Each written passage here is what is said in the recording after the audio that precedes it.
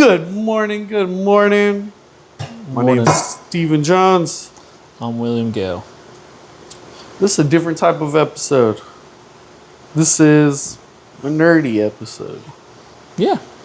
This is a storytelling episode.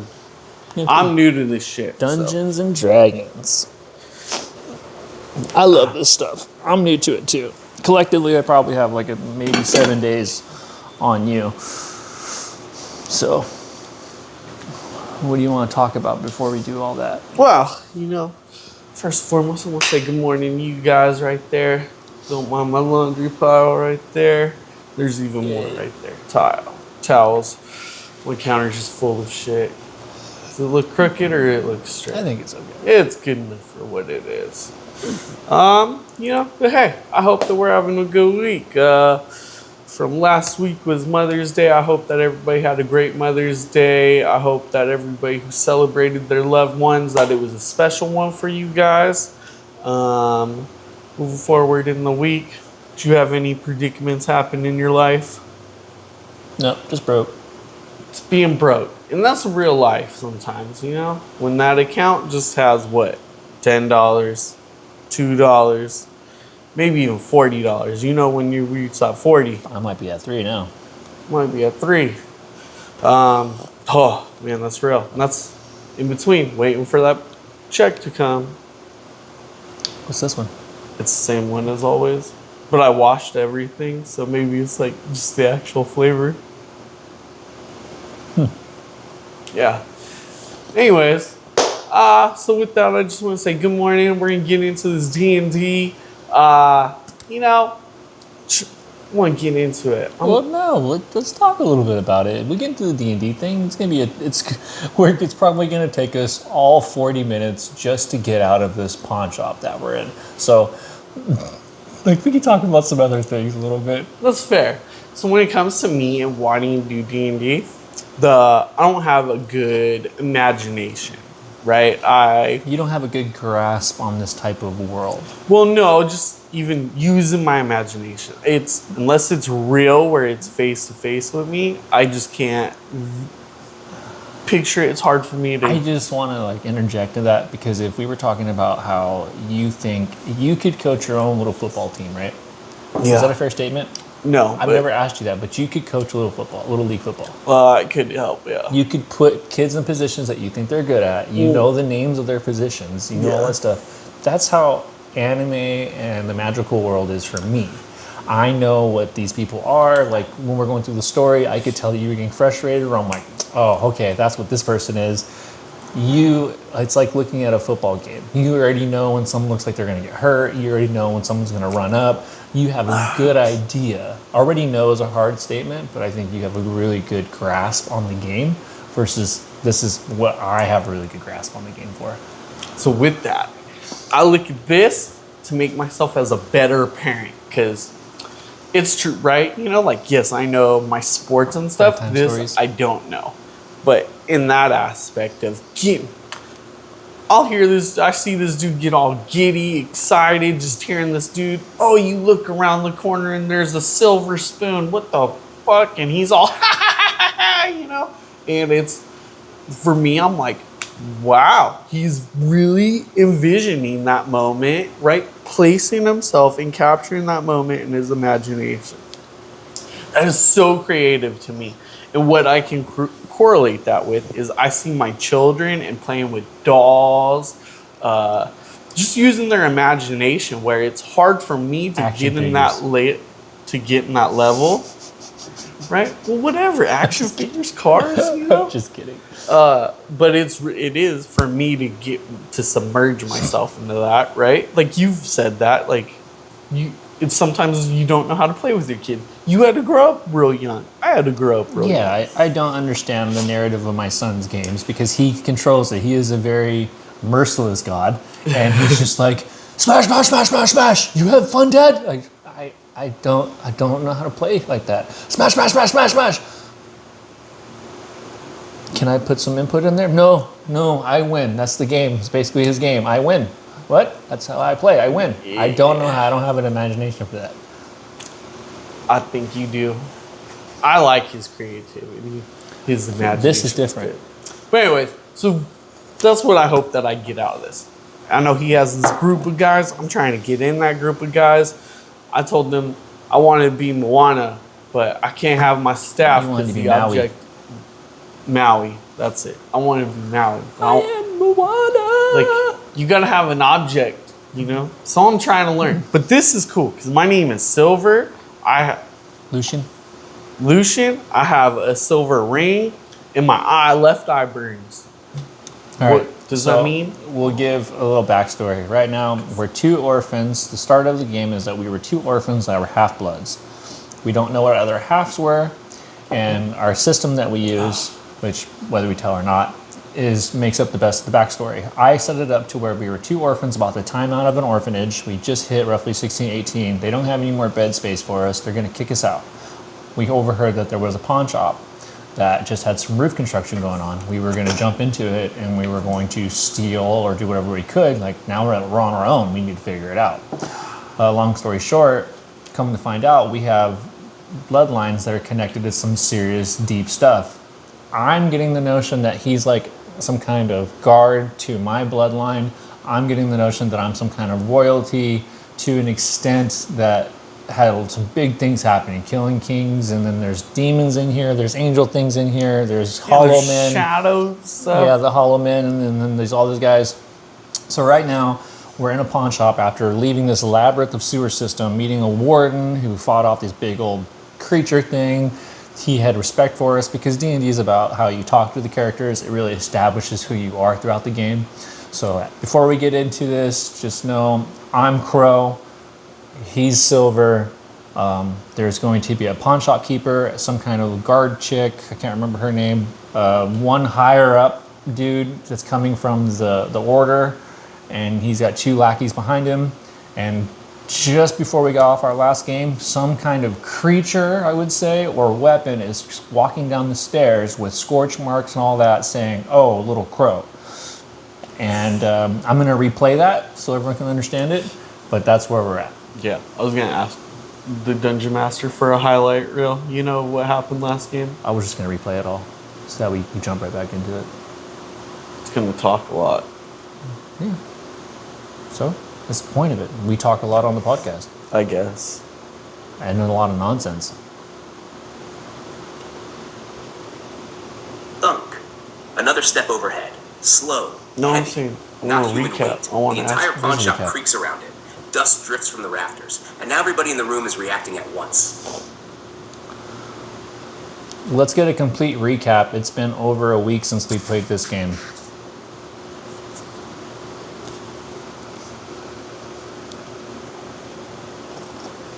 Don't be a hater. I'm not being a hater.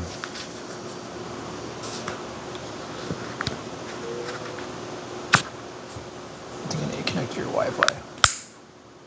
So you're messing up. You're messing up. Messing up. You're messing up.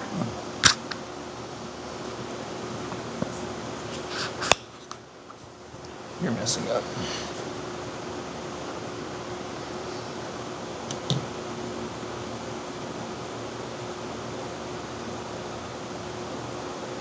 Oh, like it's not going to talk a whole lot because we haven't gone over fucking a whole bunch, huh, buddy? Oh shit.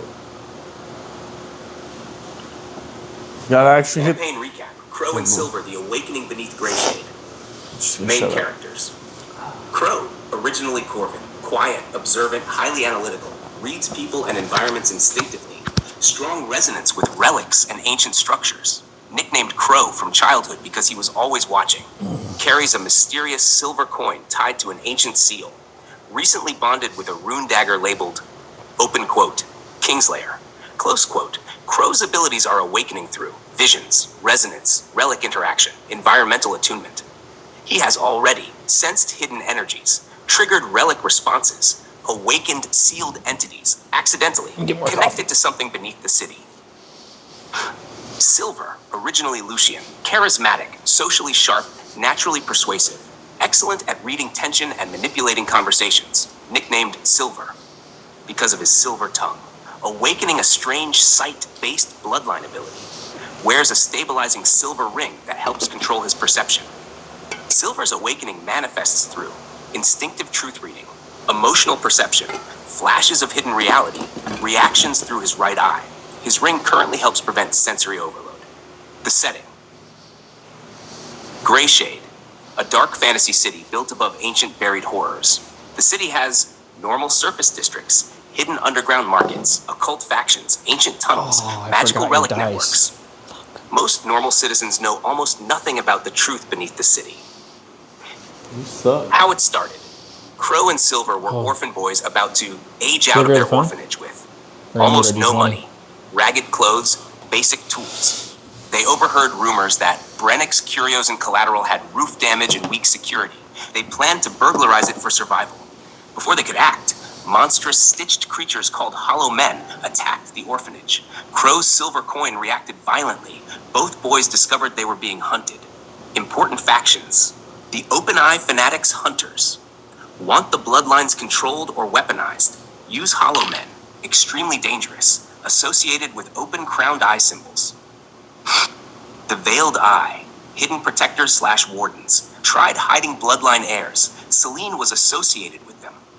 The Broken Eye. A splinter faction. Wanted to destroy the seals entirely. Associated with rebellion and dangerous freedom.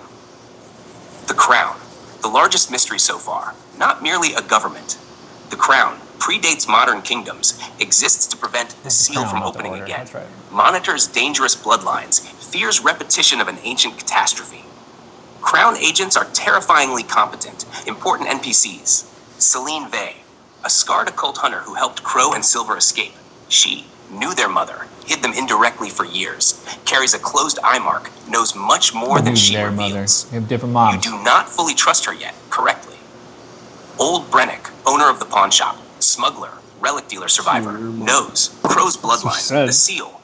Did she saw her die? But time frame doesn't add up. Time frame doesn't add up. This little extra into the story. I caught her in a couple of lies so far. Yeah, so there's in the story it'll tell lies. This is something that I'm new to. Tell lies, you're supposed to catch it. I'm definitely somebody who needs a notepad in this stuff. It's updating. Oh, okay. Makes sense. So, yeah, I mean, that's, I guess, my brother here didn't think he would want to watch that. I mean, I just told him, in my defense, we talk about so much stupid shit on their average. Why not watch us play a game where there's actually a narrative and you get to see us reacting to it? And it's not going to say, like, every time we do this is going to be this, but I really enjoy it, and he's trying to enjoy it so that way he can play that game with me. So. Do any of you guys like Dungeons & Dragons? I've always liked the idea. This is the cool thing. Okay, so check this. This group of guys, when I went to go over there, hang out with them. Cool dude. Exactly kind of what you would think, though. You know? Dungeon Master. Dude's legit. He has a full head of hair. He has a nice lined up beard. It's like Tony Stark. He sets it up to where it's like... It is like super like... If old boy lost weight, he'd be a snack. He is a snack. The heck? He just got extra bits to love. You know what I mean. I know what you mean. He's a good looking cat. Like when I saw him, I was like, man. Yeah, he's not that bad looking. He can make his titties bounce. That's hot. But yeah, so it's exactly what you would think, right? But you walk in, dude has all these secret stuff on the walls, bro. All these notes written on everything. He has all these little scrolls. He's been at it for 20 years. It is pretty impressive. And when I talked with him about it, he's like, oh, I've only played as a D&D. He's a DM. He's a dungeon master. He's never been a player. He's always been a dungeon master. Yeah, I think that's pretty, like, dude has an imagination. I give him that. Like, I wish I had that aspect. Is that it? Yeah, go for it. So it's gone over the recap. Are you ready to jump into it? Go. Where are we last? That was the point of the recap, Jake. Yeah, I'm trying to imagine what the scene is. Walking down the steps right now. It sees me and goes, We're in the room. We're in the pawn shop. There's the priest dude. There's the owner of the thing, and there's somebody at the door knocking. There's that king dude. We're past that. Oh, okay. So where are we There's at? been a whole bunch where they've already walked inside. I put my hand onto the support beam on there, trying to feel the relics and stuff that are inside the building. As I did that, I awoke something that was in a vault. It broke out. The guy looks at the others and goes, Did I grab the shotgun? Yeah, I remember. think he went towards it, trying to be ready for it. But Yeah. like I keep trying to remind him, he can throw those things out there, but it doesn't mean that you're going to get to them. You can put in your perspective of what you would like to be able to do, but it's really hard to, because our system, it'll do what we say, like it'll give us what we want. You have to try to not narrate the story and let the story unfold towards you. Of course, you can jump in there and be like, fuck that, that's not what I was thinking or what I'm trying to talk about, but you just got to let the game play. That's just my point of view. Which is why it's easier doing with a human, because a human DM can be like, yeah, you shouldn't have walked into that door, and now you got fucking cut. Like, you didn't check for booby traps, it's your fault. This setup will be like, oh, okay, I'm sorry, no. So anyway, this thing is walking down the steps. It looks at me and says, "Ah, little crow." It's not happy. We're not really sure its point of view. So, Go. I need to hear it. like, you need to hear that setup again. No. I don't want to hear the setup. I want to go. You call me little crow as if you know me. What connection do we have? How do you know who I am? And that's Crow speaking. Okay, he's ready to go. I need the scene to be set for me.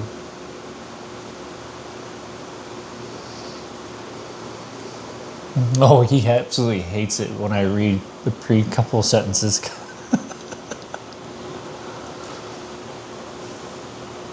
I wish I could change the voice. Yeah, I wish you could too. The pawn shop stands frozen. Nobody moves. Nobody breathes too loudly. The chained figure continues descending the staircase slowly, metal scraping against old wood with every step. Its armor looks ancient beyond reason.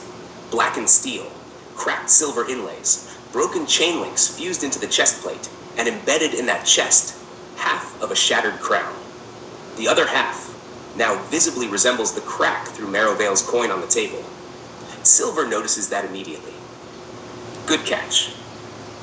Crow steps forward slightly despite everyone else tensing. The dagger in your hand hums low, not violently, recognizing. And Crow asks directly, open quote, "You call me Little Crow like you know me. What connection do we have? How do you know who I am?" Close quote. The figure stops halfway down the stairs. Its head tilts slowly, and for the first time, you hear something beneath the rusted ancient voice. Emotion, not madness, grief.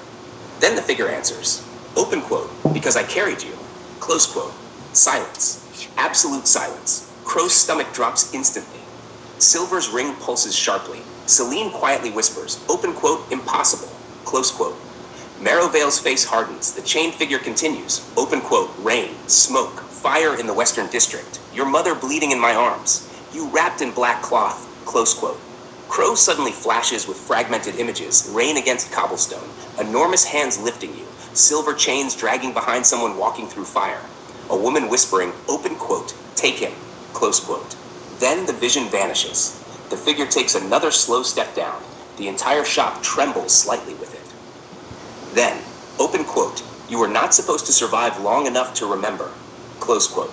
That line lands hard. Silver immediately moves closer beside Crow, protective, ready, because everybody else in the room suddenly looks very uncertain about this thing, especially Marrow. Then Silver notices something critical through the ring. The chained figure is not focused on hurting Crow. It's focused on whether Crow remembers. Huge difference. And then Crow notices something else. The figure's chains match the chains beneath the Black Ocean visions. Not similar. The same. Then the chained figure looks directly at the dagger in Crow's hand and says quietly, open quote, "Ah, so the Kingslayer chose blood again," close quote.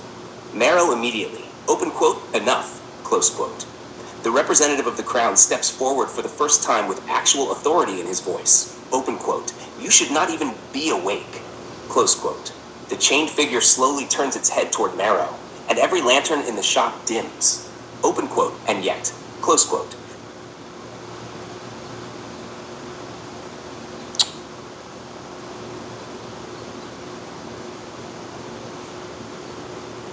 This is Silver. I want to ask the creature, how can I know? I know that I want to know.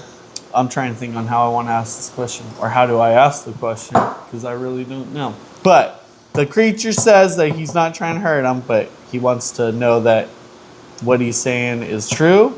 Is that what it said? No, the creature doesn't say any of that. The DM gave the narrative that the creature isn't like everyone gets a sense that it's not trying to hurt anybody. It's more or less trying to get you to remember the past. Me, meaning me, yes. Crow. Yeah. Yeah. And it ultimately seems like asking the question makes sense, but there wouldn't be jack shit either one of us could do if this thing chose to do it. Because the Marrow guy who's walking in from the crown, he's a badass dude. And he's scared. Everyone in this room is fucking afraid of this thing walking down the way. Yeah, but I'm not afraid of it right now. Well, fucking A, Silver. I got you, buddy. Yeah. All right. I think it's a good thing. Silver has his question. Crow is just says, I ask again. How do you know me? I need clarification, not rhyme and riddle. And Silver here, I want to know how I can trust that you are safe. You're talking to the chain figure. The chain figure. Okay. I'm asking the chain figure. How can I trust that you are safe? Because I don't trust that fucking king dude. Yeah. This has been Shake's fucking MO. Fuck that thing. I'm more or less just like, nope. It's like an edible. Just take me with you. I want the creature. I don't want the crown. Yeah.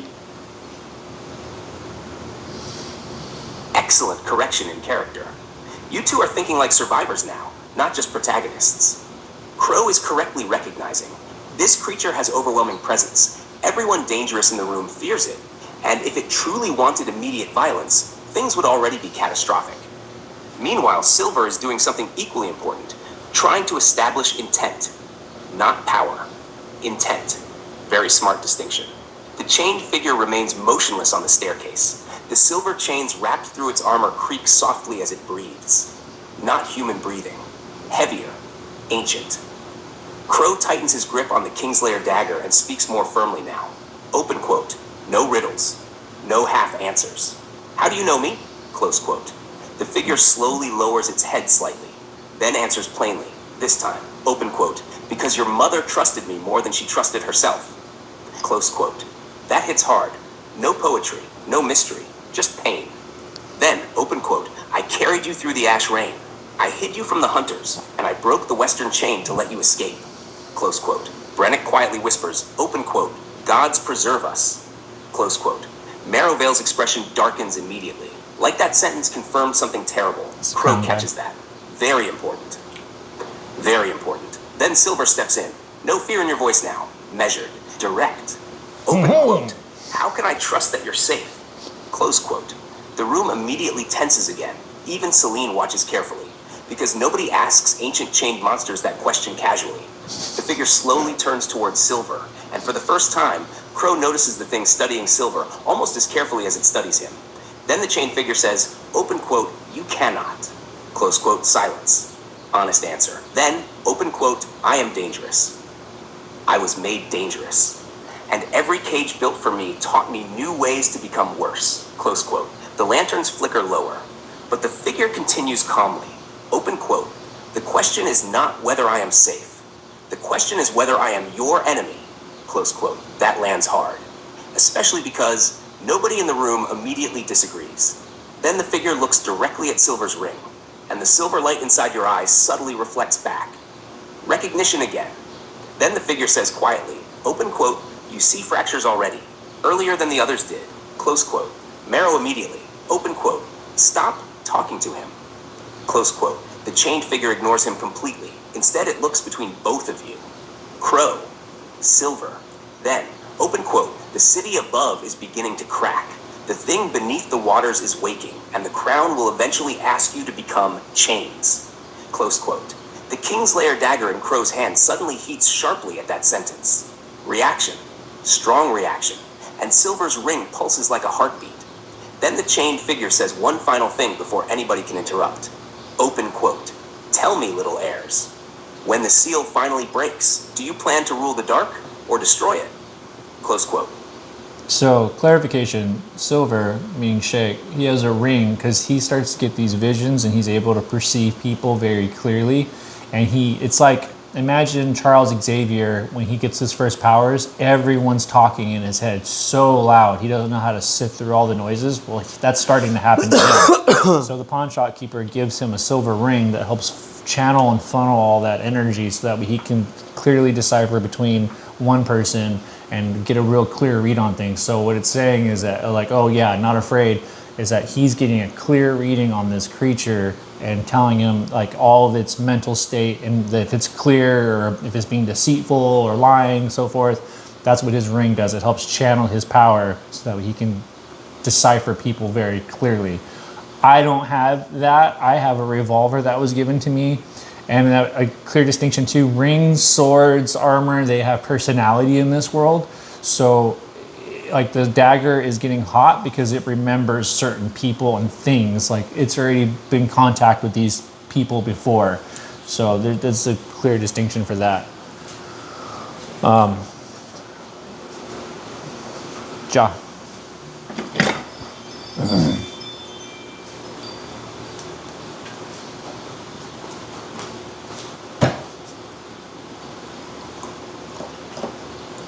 I'll take it, yeah. Thank you.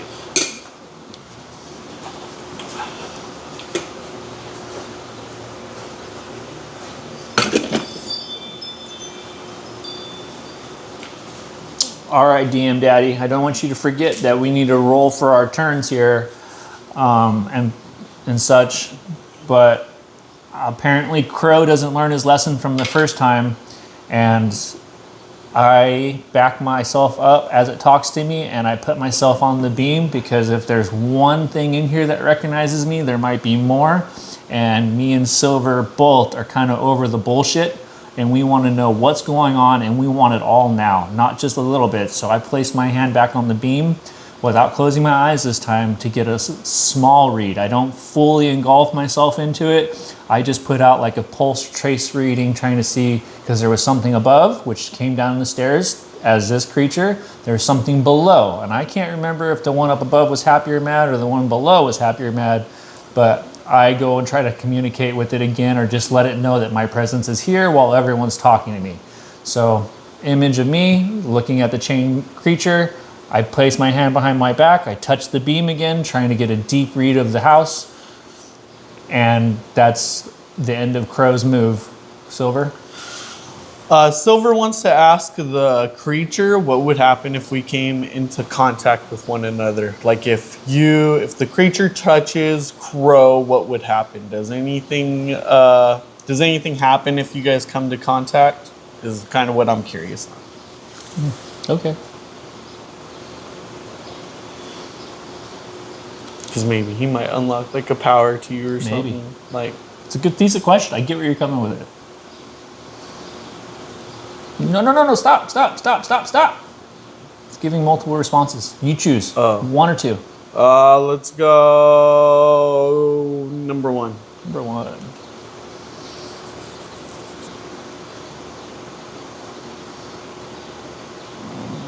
Okay, we have to hear it first. Perfect reminder. We're officially in roll territory now. Crow is being much more careful this time. Controlled pulse, partial resonance, not diving fully into the current, maintaining awareness. That absolutely changes the roll difficulty.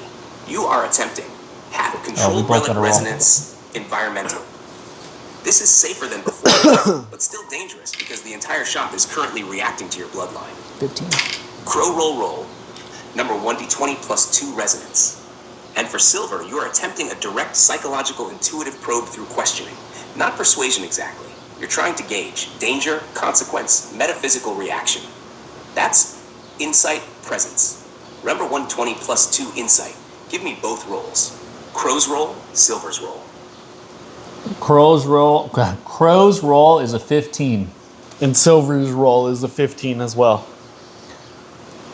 I also wouldn't mind there being slight dialogue between the characters. What do you mean? I want to hear them talk. Oh, like in the game between each other? Yeah. I thought me and you were supposed to talk. We are, but I want to hear them talk too. Oh, okay. I get you. What's the 17? Because we have 2 insight each. Like our character in itself holds insight. Like Is that the ring and the gun? No, you personally have that power. Like it's awakened, so internally you have the power of insight, meaning you see visions and shit like that, and you already are able to read people. Like from the earlier story, remember, you were able to read people, pick it out. Or originally you wanted to be able to persuade people. So you still have an insight to like their tics, their motions, and how they go. Yeah. So you know how to manipulate them. For me, I've always liked reading people, so both of us both have a distinction of being able to watch people and understand. So we have a +2 to that. I get it. Crow, total 17. Silver, total 17. Excellent rolls. Not perfect, but strong enough to gain real information without losing yourselves in it.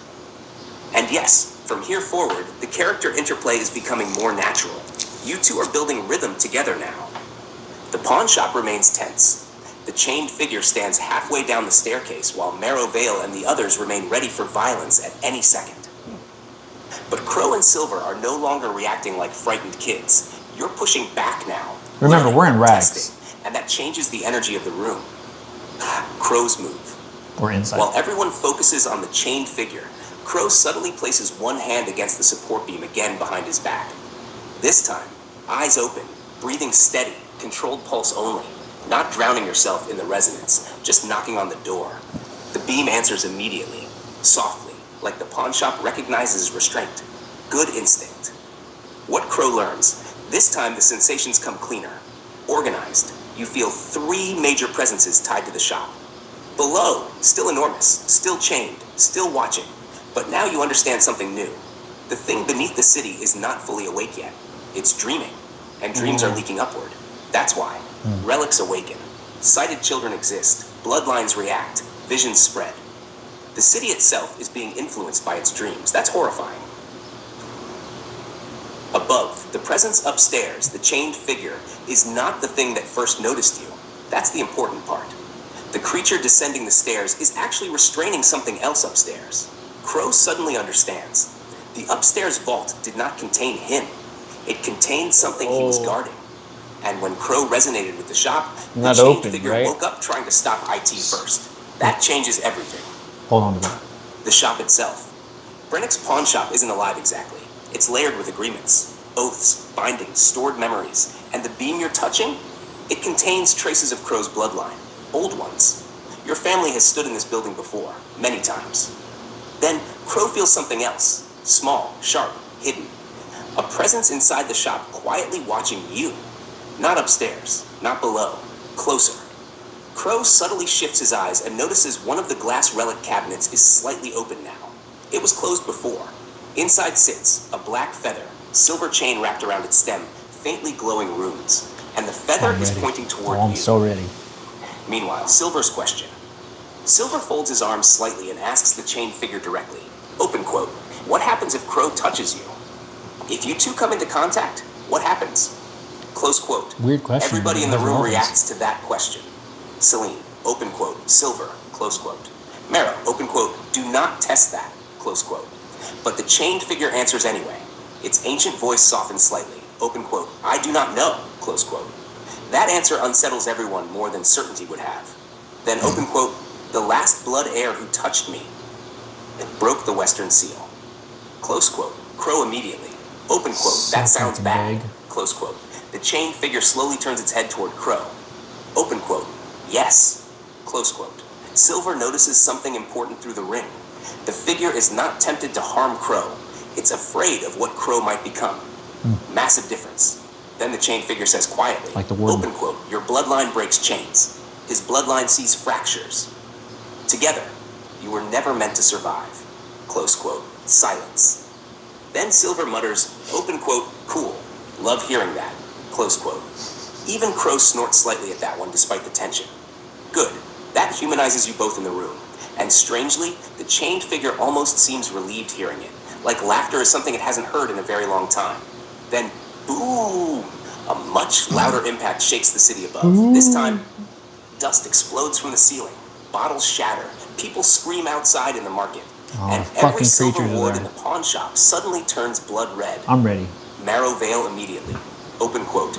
The northern barrier fell. Close quote. Selling. Open quote. Already? Close quote. The chained figure slowly lifts its head upward, and for the first time, it sounds angry. Open quote. The dreamer stirs. Close quote. Okay, so I'm gonna give you perspective on what I'm about to do. I'm gonna touch the beam and I'm gonna ask all the relics there. I'm not asking for the previous owner's permission. I'm asking you, will you help me? Do I have telepathic powers? You get like, your visions are real loud, and then you get like their like, if they have bad diplomacy, like if they're trying to hurt us, you can get clear readings on that. You get emotion readings. I wouldn't say you get to read their thoughts, but there's relics in here that that's a good question, because right now I'm gonna ask everything in the shop. I want your help. Any of you who are willing to help, I need you to come to me now. Because things have Relics power. are the Rings, swords, the feather, all this stuff. So like the feather is poking out right now. There's a thing down below that's trying to communicate. I'm going to holster the dagger. I'm going to put 2 hands on the beam. And remember, if I do too much, you have to protect me, because I get nosebleeds, whatever it is, because I'm trying to do a whole lot. I'm going to ask the creature. I'm going to ask everything else. If you're willing to help me, help me. I don't know who I can trust. I need all the help I can get. Anything here that's willing to help me out, help us out. I'm going to rephrase that. Help us out. Do it now. Make yourself known. Come to us. I don't know who I can or can't trust. And that's just all I'm going to say. So like this creature, you're asking the question like if something will happen when we touch. It's more like the warden in my eyes. So the warden, when I said, I will come back to help you, your instinct was like, I don't want you going down like that, homie. Like, I'm going to come back. Like, we're not going to let you fall, right? So in this mindset, they're just pawns to royalty. They're just creatures that were created to do whatever. It's not used to empathy and like caring about them. Same for this. It's just a thing that was made to guard something. So being nice, it's like being nice to the house slave. Oh shit, he was he was nice to us. It's just like that. Still deadly motherfuckers, but they were built deadly. It's like you don't ask a knife's permission to cut shit. Does that make sense? Yeah. So I think that's where it's coming from. That's just my thought on it. So I don't know what you want to get ready to say, but that's what I'm going to do. I'm going to ask for help from everything in here, because this pawn shop is a treasure trove of shit. And I'm going to ask for its help. Armor. It's like, I'm like calling in all the allies. Help me or don't. If you don't want to help, then don't. But if you do, make yourself known. Come help us now. Time is out. You too. I'm gonna. Who's you two? The chain. Okay. I'm gonna like you too, the chain figure. So I'm gonna holster my knife.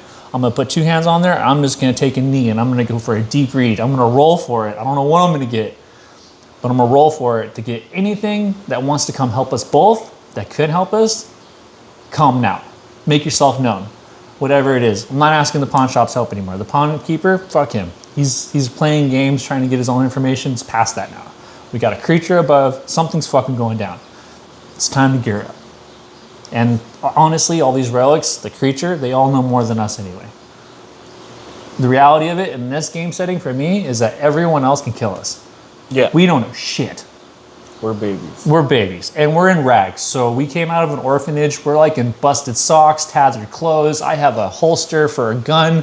I'm gonna put that dagger in my knife, my belt loop, whatever I have, my pant loop, and I'm gonna dig into that. He's the same thing, rags with a silver ring. The last I remember, he went for a shotgun that was under the counter. It's close. It's close. It's close by, yeah, right. Crow instinctively says, fuck this. I put my dagger in my pant loop or wherever I can, right in my pants. I sleeve it behind myself. I drop to one knee. I put both hands on the beam, and I simply ask everything in this area. The time is short. I need all the help I can get. Anything here, any presents, any knife, dagger, ring, feather, armor, sword, shoes, clothes, anything that is willing to help, that knows us, that wants to help us, please come and make yourself known now. Help me. Come to me. I need help. I can't trust anything. I can't trust anyone. If there's anything here that wants to help, please come now. And I send that message out through the beam. This is what I want to roll for. I want to send that message out to the whole building. Any relics that are in there can hear it, that want to respond can. I let go. I point at the chain figure and say, that includes you too. Are you helping or are you not? That is Crow's final thought. Silver? Silver, I know that I'm close to the shotgun. Yeah, I don't really know if I'm be real. Kind of lost. You just want to go for it? Do. Yeah, I just don't know. So Silver is gonna just follow in tow with Crow's thought. I'm gonna request that Silver try to back me up because once I do boom, here. Okay, while he's kneeled down, I'm gonna go behind him. I'm gonna hug him because there's so much power. Okay, yeah. So I Silver, want to be there to support my brother. I'm gonna be there. Maybe I got powers that can chance him. yeah. I don't know. So Silver, to clarify, Silver is gonna go up to Crow while he does this. And he's going to give him a hug, an endearment to give him support in this time of him shooting his powers out there heavily. But if shit goes south, I want to be close to shotgun. That's Silver speaking. So Crow and Silver are ready. Crow's going to send out a message to the whole building trying to get all the relics to come to him. Silver is going to be his backup, supportive in any kind of way he needs to. Take a motherfucker out, give a brother a hug, whatever. At this point, we're both kind of done with the people in the building. We're talking to the creatures, the weapons, relics, whatever that's willing to respond to us. And obviously we have to roll for that. So talk to me, DM Daddy. Give us a scene. So you know that's exactly what I mean with the whole imagination thing. I got no idea what's going on. But I'm here for it.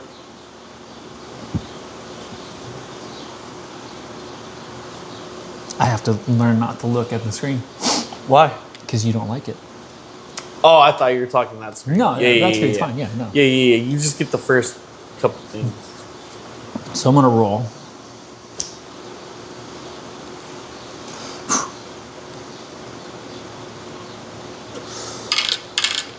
Fuck!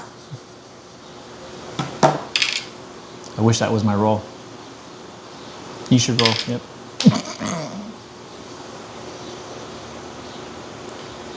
Okay. Oh, this is big.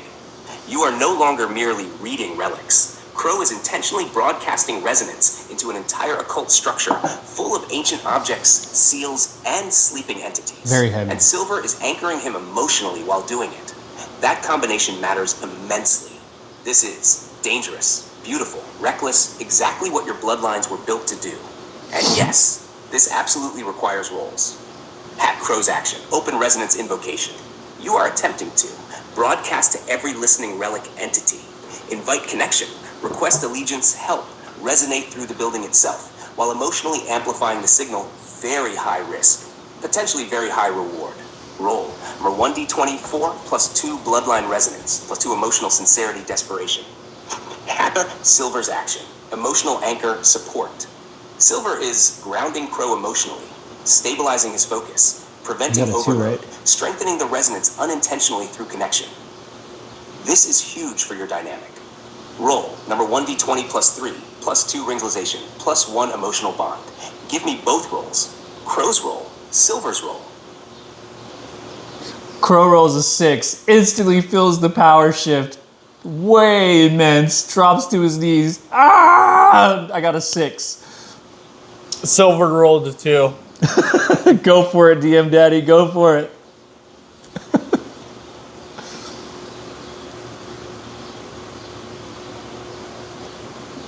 Oh no.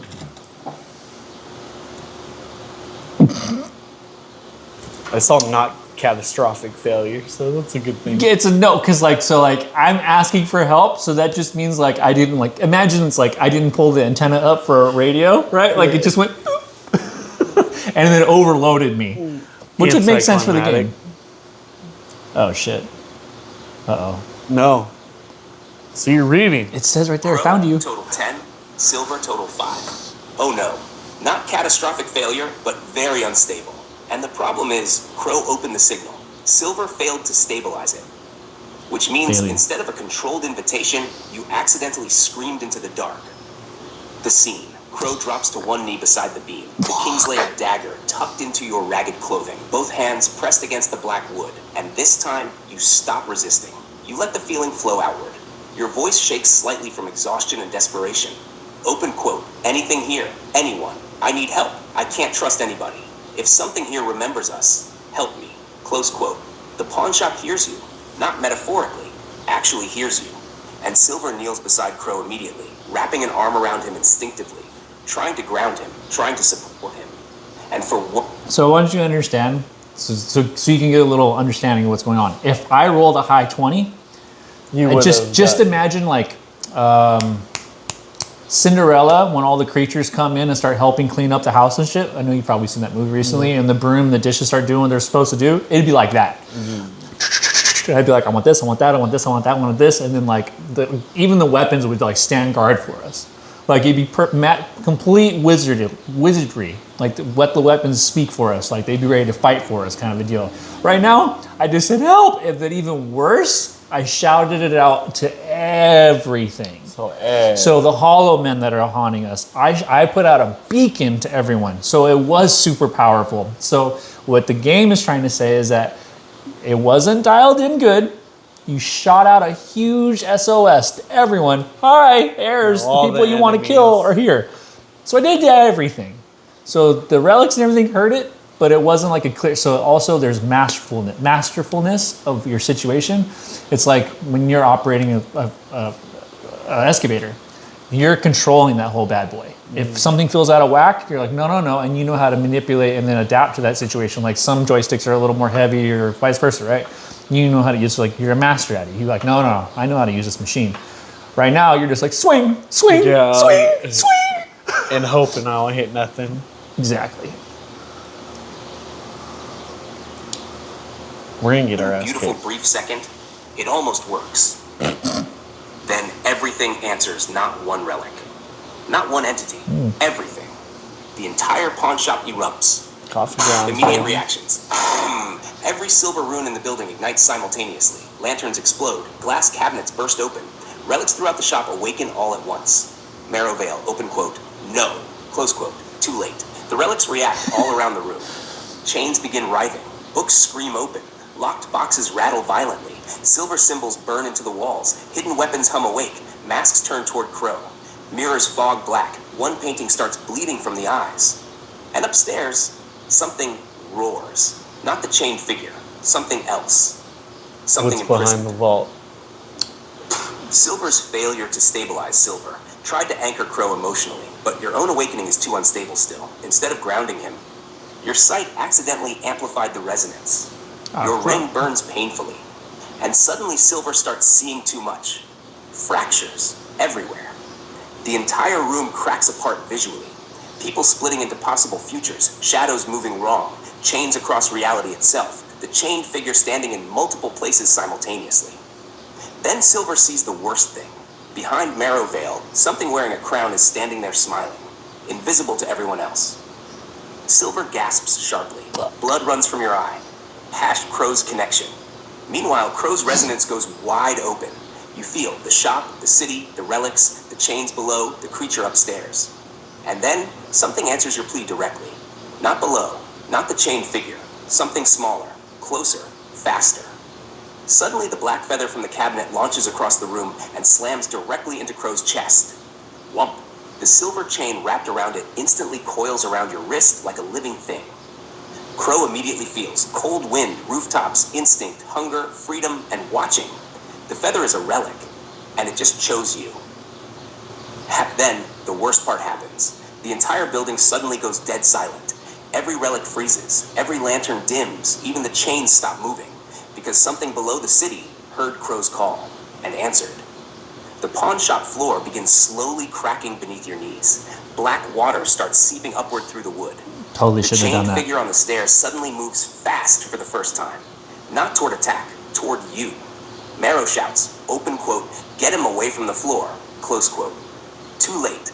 Something beneath the shop touches Crow's mind, and a colossal voice echoes through your skull. Open quote, found you, close quote.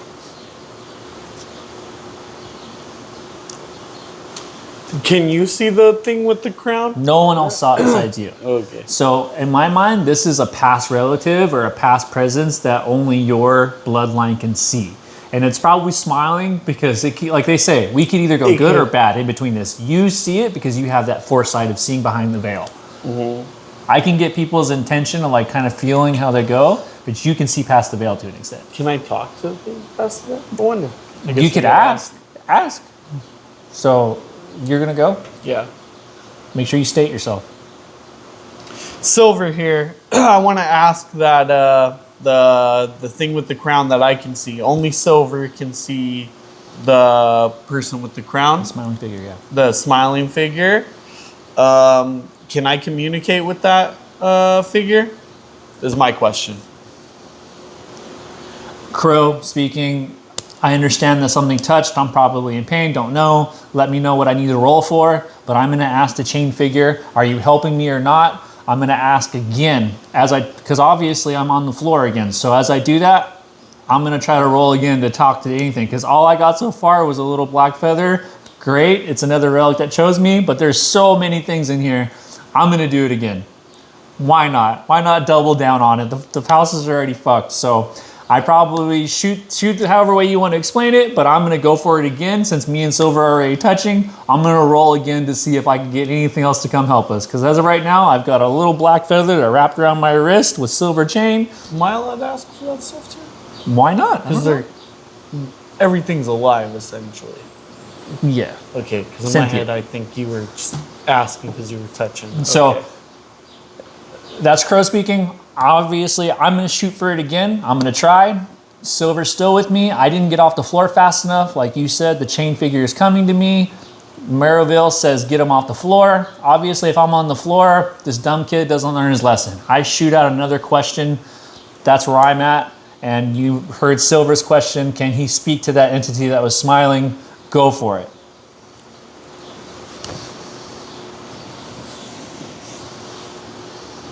I'm not going to leave here soon. Why? Okay, get the kids ready for school. Yeah. You probably need to too. 6:30. That's when I wake mine up. They said, "Oh boy, let's roll. Let's roll. Let's see what happens. Fucking go for it." Okay. I got 17. Bitch, might help. Fuck. I wish it was that. Nope. I got an 8. You got a 17. Oh boy. Okay, this is officially crossed from open quote awakening powers close quote dot into open quote dangerously poking cosmic things close quote.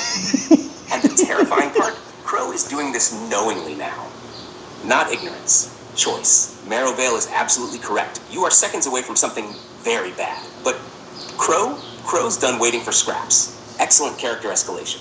First, Silver's question, yes. Silver absolutely can attempt communication with the crown's smiling figure. But understand, that thing is currently unseen by everyone else, standing behind Marrow, smiling at you specifically, and likely not fully inside reality. This is extremely dangerous. You are essentially attempting direct sight contact. If successful, you may communicate, gain forbidden knowledge, understand hidden truths. If failed, the thing may notice your work, influence you, or permanently alter your perception. Remember, you're helping me narrow my call out. Crow's action. Crow is intentionally doubling down on open resonance, relic invocation, entity communication, chain contact while something beneath the city already found you. This is beyond risky now. This is, open quote, kick the occult door fully open and scream into it, close quote. Boom, bitch! Honestly, fits Crow perfectly. Before the scene continues, I don't know about that. We roll.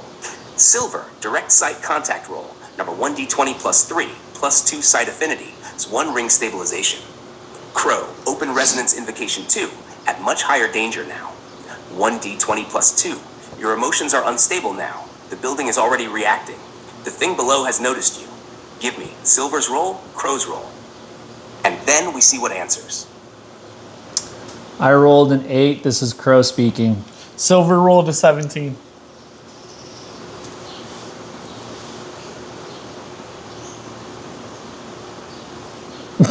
Oh, Okay.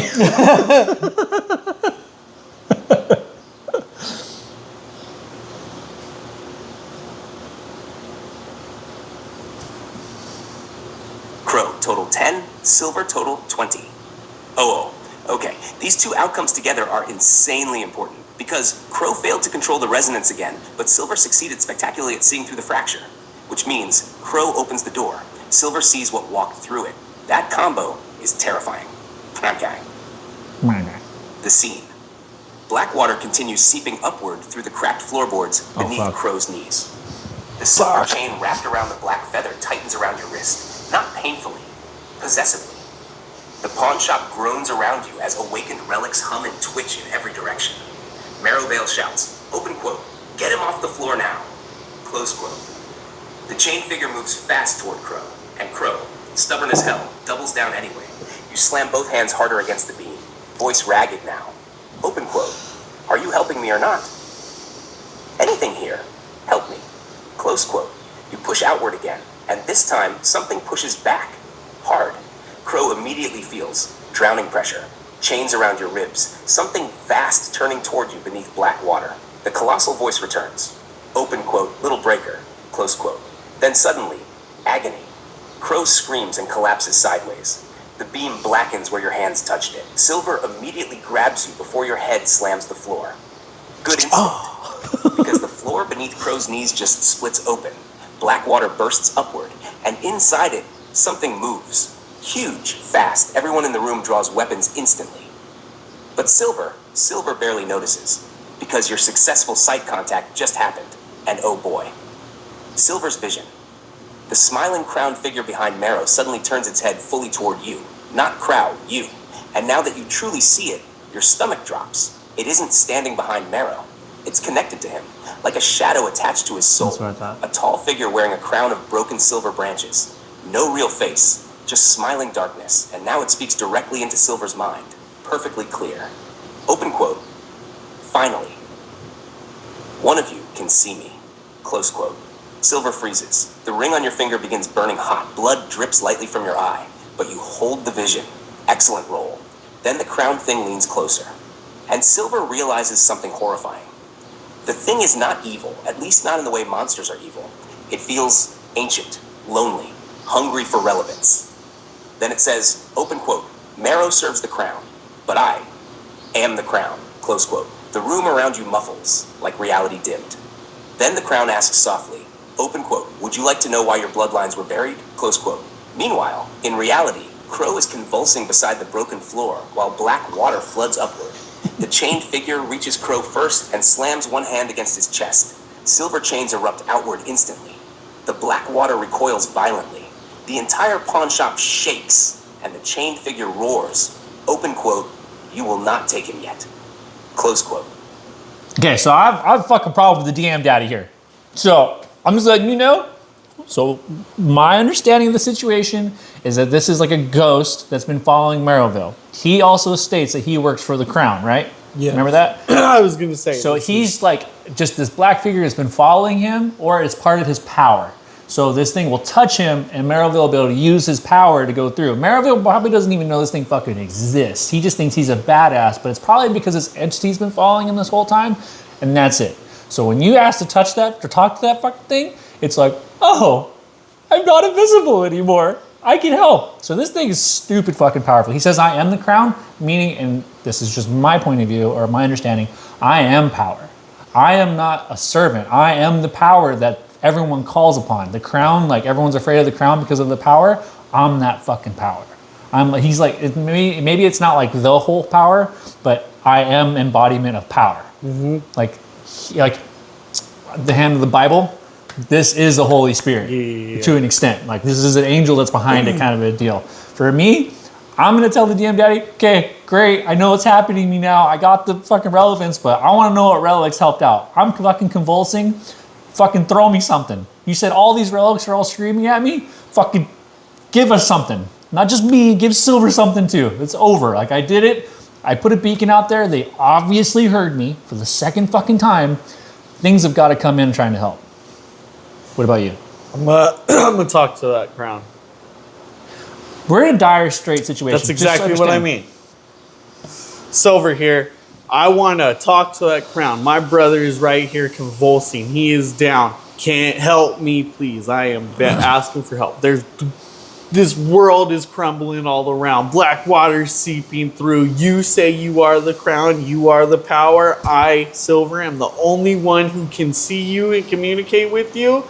Can you help me and my brother right now in this situation survive? That was Silver. Crow speaking. This is to the DM. Come on, man. I've already done it now. I've doubled down. You've very much clarified that I didn't channel my energy very right, that I put out a broadcast. That also means that everything fucking heard me. That can help me. That also means everything that can hurt me heard me too. I want something thrown my way. I want the relics to be thrown onto my brother. I want them to attach to him. I want them to attach to me. I want them to come to us. The chain figure is trying to help. I understand that you're throwing some dialogue in there. That's great. But I put out a beacon. Things have heard me, but yet I've only gotten paid with a feather. I would only hope that you throw us something awesome. You don't have to, but that's what I would like. I put out a beacon. You said everything heard me, but yet all I've gotten was a feather.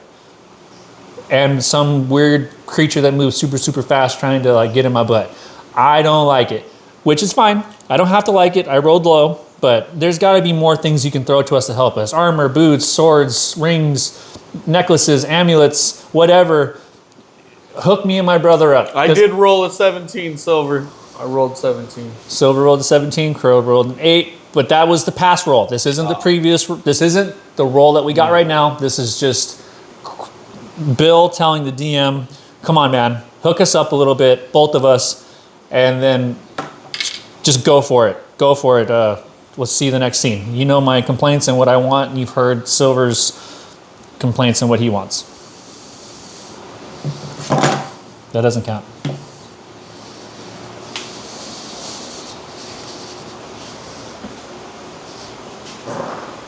Dude. I've been ripping ass this whole time. You haven't I know, smelled I've it. heard you. But you didn't smell it. No. They're not smelly farts.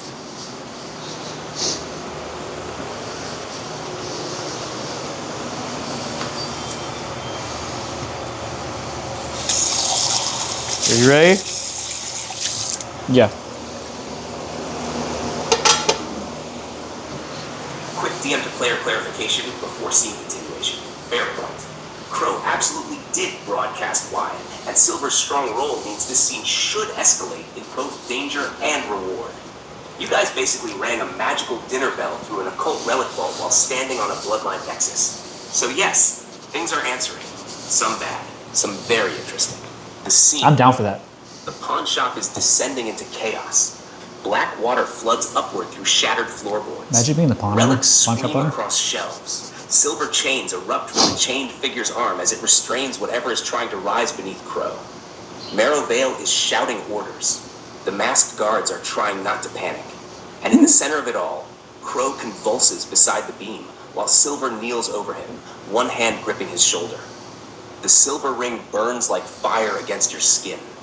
Blood drips from That's your my eye. dog right there. But Silver refuses to look away from the crowned entity and says, open quote, if you are the crown, then help us. Please. My brother is dying. Close quote. The smiling crown thing studies you silently, not mockingly, carefully. Then it says, open quote, you ask differently than the others. Close quote. And suddenly, everything pauses. Not time. Attention.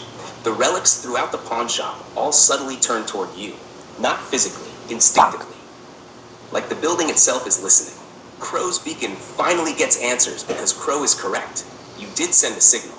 And now, the things that heard it... You're gonna get hooked up, homie. First relic response from somewhere upstairs. Thunk. A pair of dark leather boots tumbles down the staircase by itself. Old, reinforced, silver threaded. They skid directly beside Crow.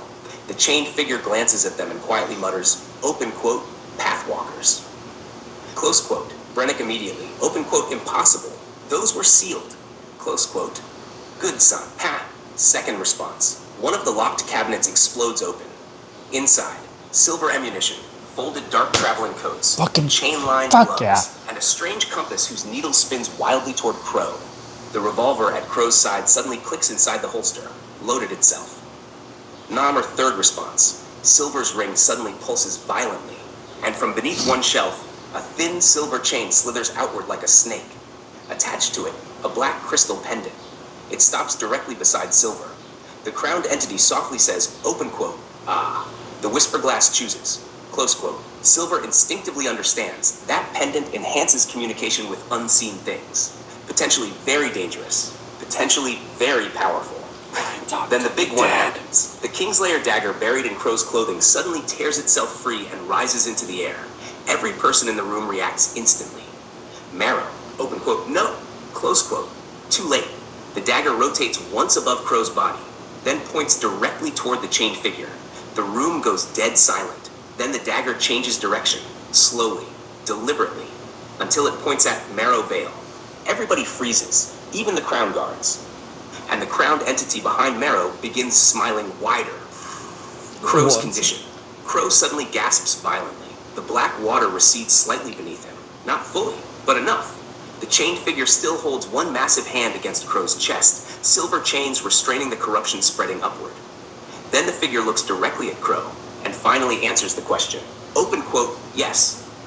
I am helping you. Close quote. Then after a pause, open quote. The problem is that helping your bloodline has destroyed kingdoms before. Close quote. And then, for the first time, Crow hears multiple voices whisper back through the pawn shop. Not one relic. Several. Hungry, curious, ancient. Open quote. Little Crow, bearer, chainbreaker, open us. Close quote. Okay, so give you a little insight on possibilities here, because I know you're lost in this world. Imagine you're an entity that no one's seen for hundreds, thousands of years. Yeah. You've got people You're tapping Lord of into the your Rings. power. You're the ring. No. Okay. Imagine like people have been falsely using your power all the time. Okay. Imagine people like preaching the Christ, but they don't really fully understand the Christ's power. Okay. Like they don't know the Bible, but they're using the Bible's power for bad, right? Marrowville, 100% could have been using this entity's power wrong. Not giving any credit. Like it said, you asked differently than the others. Meaning like, you're asking me for help. You're not demanding my help. You're not saying, I'm using your power. Yeah. And now it's like, you like the warden. Like, oh, fuck. Yeah. You guys are not the same, right? So imagine like you're an entity and everyone's just been using you.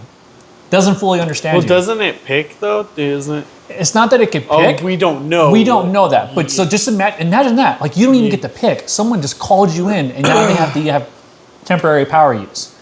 But just imagine being that entity like, oh fuck, now let's see someone, I'm asking you for fucking help. Yeah. And it's like, so it's my choice. And it's like, okay, I like that, just like the warden did. Yeah. And the chain figure did. So I'm gonna give in. I'm gonna stop pushing back. I'm gonna tell the DM, fine, I'm okay with whatever it is. I obviously wanna try to get to those relics, but right now we're in a heavy situation. We might not get to those relics, right? But it's very possible. Crown dude's gonna help me. I want you to ask the crown dude and the chain figure, because you can sense that I'm convulsing, right? You know that things are going on. I'm going to whisper to my brother, there are other things here that can help us. We need to get safe. Ask for more help. I'm going to ask you to directly ask the crown figure and the chain figure to grab all the relics that can help and get us the fuck out of here. Game? Yeah. We have to roll for that. Oh, we do? This is Crow speaking. I know that I'm convulsing. I know that I'm aware that there's powers and stuff, or relics that have power that are asking for help. In my fucked up state, I'm going to try to roll to talk to my brother because I'm convulsing, so obviously I can't talk all that great. I'm going to try to roll to talk to my brother to say, I know there's something talking to you. Ask for more help. We need to get all the materials and supplies that we can get and get the fuck out of here. There's only two things I feel that we can trust. One, the chain figure, and two, whatever is talking to you, because I can feel it. I'm going to roll for that. I don't know what's going to happen, but that's Crow speaking. Now it's Silver speaking. Silver here. I want to ask the crown entity and the chain figure, hey, my brother is dying. I'm asking both of them. Shit's going south. Creatures are coming from all shapes and angles. What relics, ancient stuff can you give to me to provide to help me save me and my brother, get the fuck up out of here and get on our quest to fucking live. I don't want to die. But yeah, I'm asking Silver here. I'm asking that crown relic who's smiling, who I can only see. Hey, What you got for me, baby? Help me out here, baby. And then also the chain dude, you know? Hey, brother, I see your power. I see your glory. I see your greatness. I know you can help me, babe. I know you got this. What you got for me? I rolled a 4. Oh, I should have rolled 2. 9. What? And that's probably got to be it.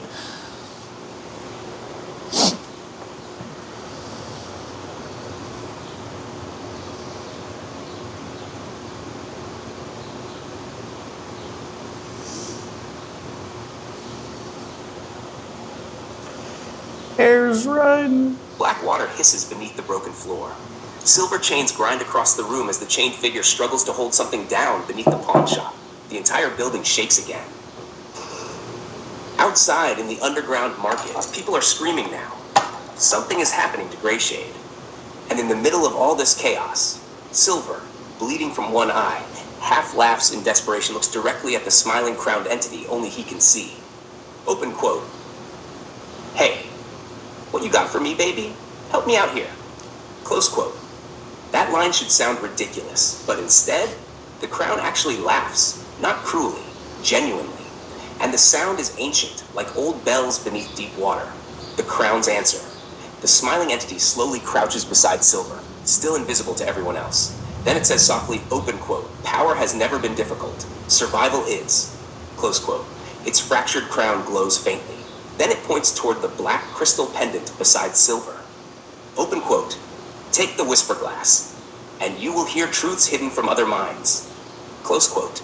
Silver immediately understands instinctively, whispers through walls, hearing lies, hidden speech, communicating with unseen entities, maybe even hearing Crow's resonance. But also, you may hear things you never wanted to hear. The crown continues. Open quote. You asked for help surviving, not safety. Close quote. Then its smile widens. Open quote. Good. Safety creates weak heirs. Close quote. Meanwhile, Crow is still half pinned to the floor while the chained figure restrains the rising black water beneath him. The figure's silver chains are literally burning now. The strain is enormous, and Crow, stubborn as ever, actually looks up at the chained giant and says, open quote, brother, I see your greatness. What do you got for me? Fuck, that was your line. Close quote. The chained figure freezes. Everybody else in the room looks shocked. Crow would even speak like that right now, but the figure actually seems moved by it. Not pride, recognition. Then the ancient chain being slowly reaches toward its own chest. The broken half crown embedded there glows dim silver, and with visible effort, it tears loose one chain wrapped around its arm. The entire pawn shop shudders when it happens. Marrow veil immediately. Open quote. Don't. Close quote. Too late. The figure wraps the chain once around Crow's forearm. The instant it touches you, flash. Crow sees. Rooftops under moonlight. Impossible leaps, chains slicing through monsters. Shadows obeying movement. Hunters dying in silence. Cities burning. Then the vision stabilizes. The chain shrinks down against your arm into a black and silver bracer marked with faint runes. The feather relic immediately wraps into it naturally. Combining, the chained figure says quietly, open quote, then survive. Close quote. New relics acquired. Crow, chain bracer of the broken path, enhances movement agility, chain resonance, possible shadow traversal later, reacts to danger, linked to chain breaking bloodline. Combined with the black feather, heightened instincts, rooftop pathfinding resonance, watcher affinity. Silver. Whisperglass pendant, hear hidden truths, communicate with unseen entities, heightened perception, possible mental danger / corruption risk. Then the scene changes again. The crown suddenly stops smiling. Silver immediately notices. That's bad. Then the crowned entity slowly turns its head toward the pawn shop entrance and whispers, open quote, oh, they found you faster than expected. Close quote. Then boom, the front door explodes inward. Silver-masked hunters rush into the shop. Open eye symbols burned into their armor, and behind them a gigantic hollow man ducks beneath the doorway wearing a crown of silver nails hammered into its skull.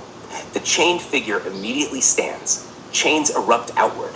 Marrow draws a silver blade. Celine fires the first shot. And Brennick shouts, open quote, heirs, run. Close quote. Boom. Oh, we on the move. Want to go last one? Yeah. Crow speaking. Whatever we're able to do, talk to us, DM. Let us know what we need to do, what we need to roll. I'm ready to get the fuck out of there.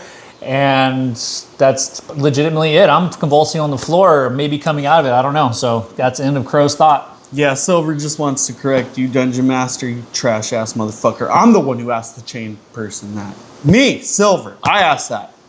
Crow's on the fucking ground convulsing. How can you talk to the chain master, calling him babe and shit? That's me. That's not what happened. Huh? It said that I told the chain creature, brother, help me, I see you in your glory. That was the line that it said it stole. Whatever, it's me. Yeah, no, it's 100% Silver. I did all that. I'm on the floor, like incapacitated.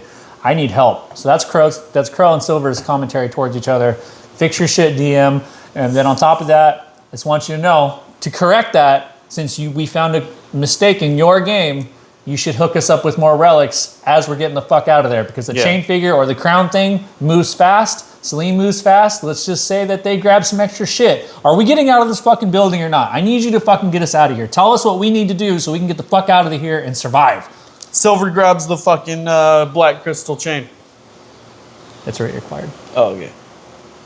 Yeah, Silver grabs all the relics that make sure. was available to it, and also make sure that Crow doesn't miss any of his shit either. And then let's role play. Let's go, baby.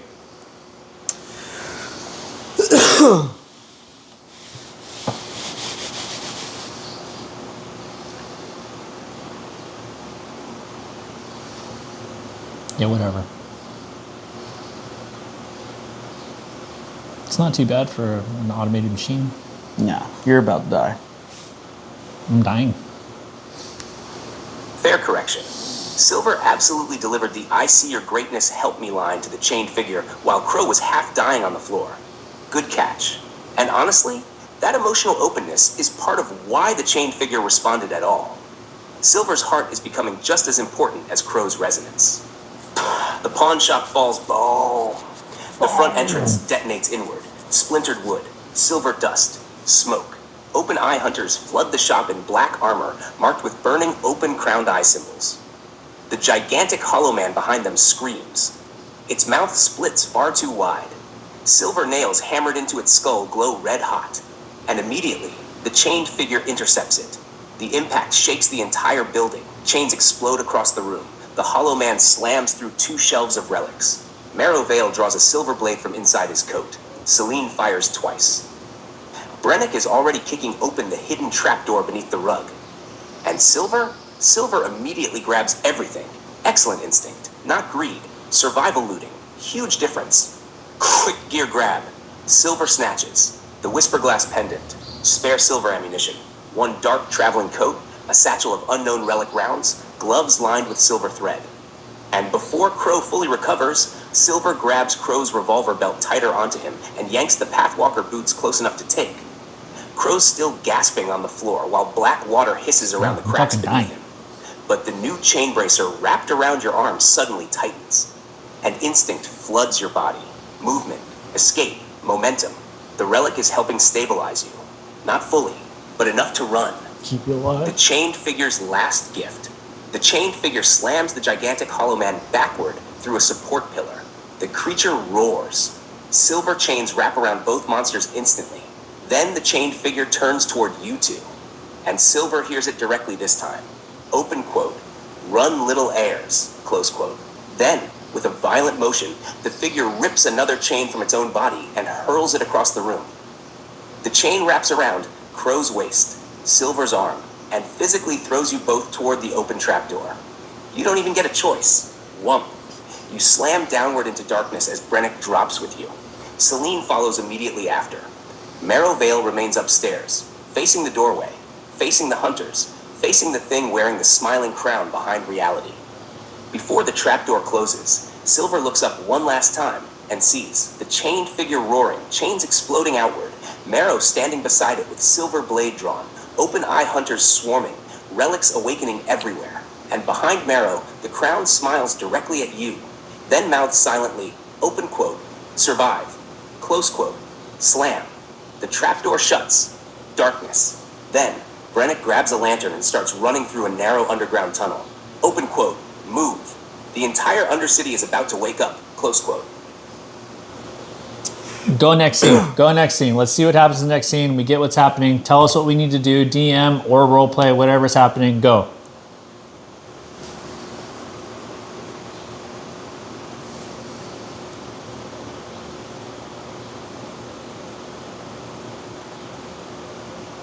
Yeah, I do. I like this stuff a lot.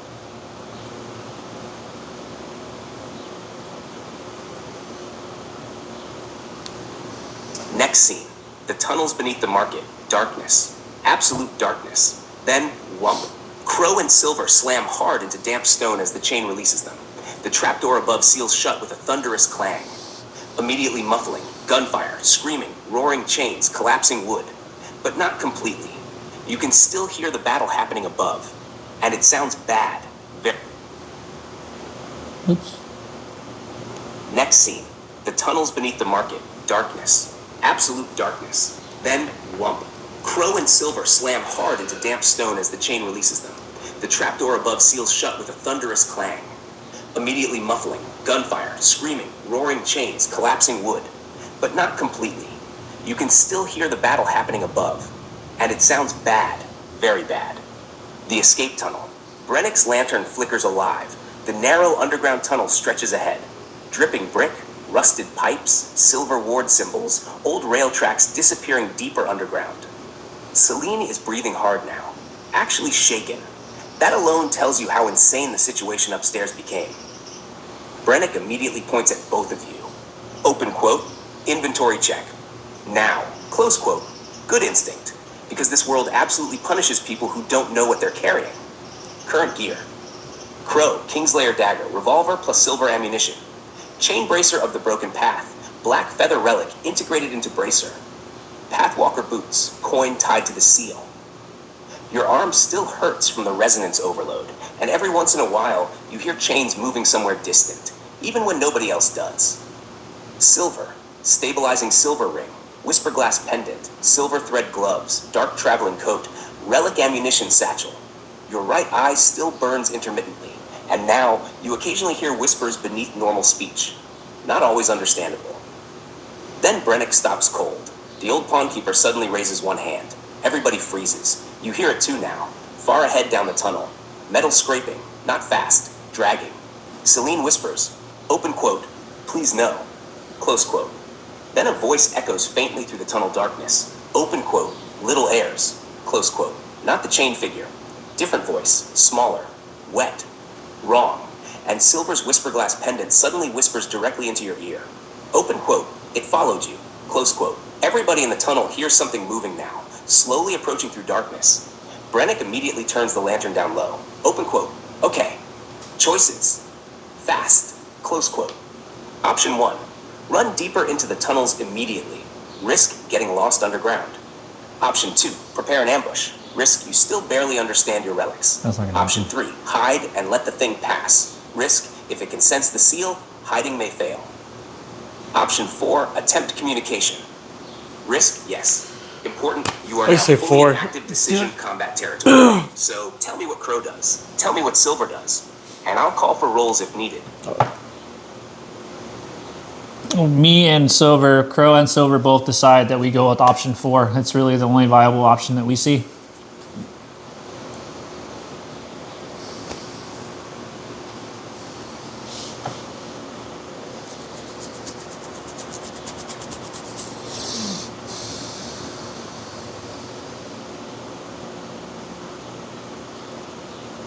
Oops. Excellent. Excellent. Dangerous decision. But honestly, probably the smartest one available with the information you currently have. You two are beginning to understand a major truth of this Should have got world. ready. Not every monster attacks immediately. Some negotiate, some test, some remember. And Crow and Silver are leaning into that instinct hard. The tunnel goes quiet. No more arguing. No panic.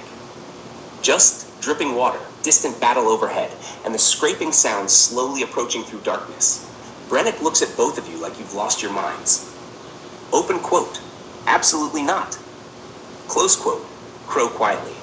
Open quote. Everything chasing us already knows where we are. Close quote. Silver nods. Open quote. Might as well hear it out. Close quote. Marrow's words echo back in your heads. Open quote, the crown is undecided. Close quote, the chained figure's warning echoes too.